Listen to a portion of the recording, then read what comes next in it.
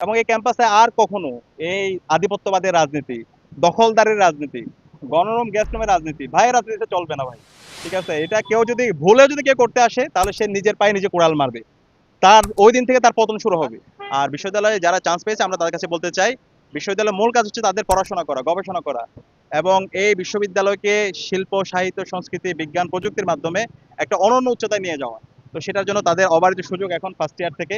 এবং এই ক্যাম্পাসে তাদের মূল কাজ হবে পড়াশোনা করা, রাজনৈতিক সচেতন হওয়া এবং দেশের জন্য, দেশের স্বাধীনতা, সার্বভৌমত্ব, অখণ্ডতার জন্য কথা বলা। এবং সেই জায়গায় আমরা সার্বিকভাবে তাদের পাশে থাকবো।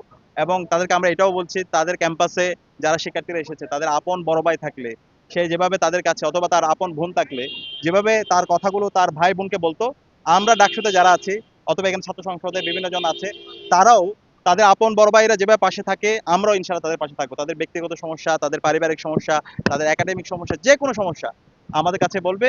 ইনশাআল্লাহ আমরা যে কোনো বিষয়ে তাদের কাছে পাশে থাকবো এবং প্রত্যেকটা প্রবলেম আমরা অ্যাড্রেস করবো। ইনশাআল্লাহ আমরা চাই ক্যাম্পাসটা